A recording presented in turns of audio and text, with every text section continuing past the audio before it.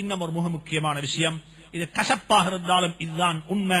இமாம் நவவி ரஹ்மத்துல்லாஹி அலைஹி மிகவும், நான் நேற்று சொன்னேன், இமாம் நவவி ரஹ்மத்துல்லாஹி அலைஹி ஷாஃபி மதுஹப்ல இருக்கக்கூடிய ஃபத்வாவுடைய உலமாக்கள் அவங்களோட ஃபத்வா தான் கடைசி ஃபத்வா.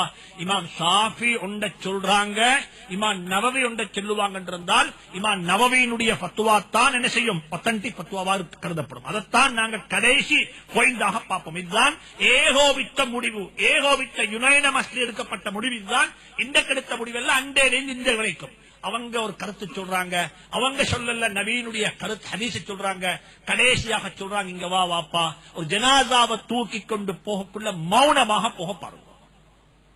எப்படி போங்க? மௌனமா போங்க.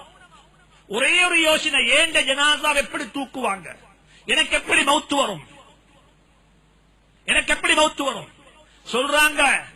zikr செய்யக்கூடிய மக்கள் கூட இருந்தாலும் அவங்க கூட இருக்கிறாங்க என்றதுக்காக வேண்டிய ஒரு சுன்னத்த பிதஅத்தை கொண்டு மறைக்க வேணும். இஸ்லாத்தின் பக்கம், சரியான இஸ்லாத்தின் பக்கம் திரும்பி வாங்கோ சொல்றாங்க. உமர் இப்னு அப்துல் அஸீஸ் ரஹ்மத்துல்லாஹி அலைஹி, கிஃப் ஹைசு வகஃபல் கௌம், சஹாபாக்கள் எப்படி இருந்தாங்களோ அப்படி இருக்க பாருங்க, அதுக்கு மேல போக வேணும். எங்களுக்கு உள்ளத்தை செய்யறதுக்கு 24 மணி நேரம் போதா, ஏன் வாப்பா இன்னும் கூட்ட போறீங்க தேவையில்லாத்தெல்லாம், இருக்கிறதே செய்ய நேரம் இல்ல, இன்னும் வேலை தாங்கும். இருக்கிற குர்ஆனே ஓதிக்கொள்ளேதா, அதுக்குள்ள இன்னும் எங்கிருந்து zikr கொண்டு வரது. உள்ள zikr செய்ய நேரம் போதா, உள்ள குர்ஆன் ஓத நேரம் போதா, உள்ள தொழுகைய தொழ நேரம் போதா, இன்னும் ஏத்துக்கு பித்அத்ல கூட்டுறாங்க வாழ்க்கையில.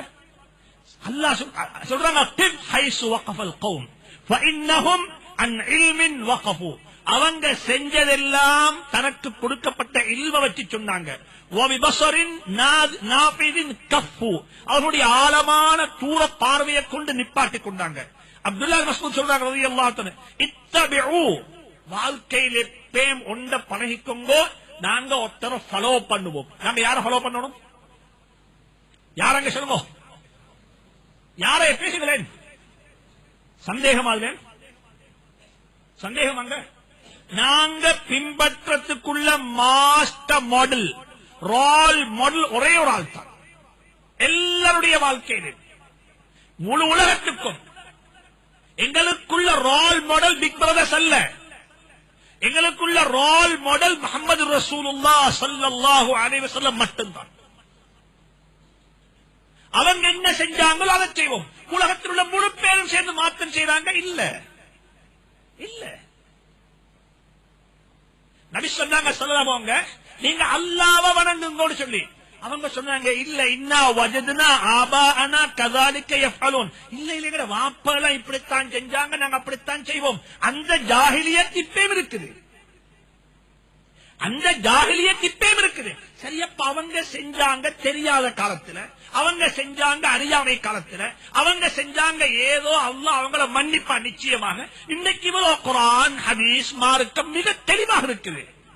எனக்கு ஆச்சரியம் தெரியுமா, இந்த முட்டாள்தனத்தை மட்டும் நாங்க கையுட இல்லன்னா ஒரு நாளும் எங்களுக்கு நல்ல பாதை கிடைக்கவே மாட்டாது.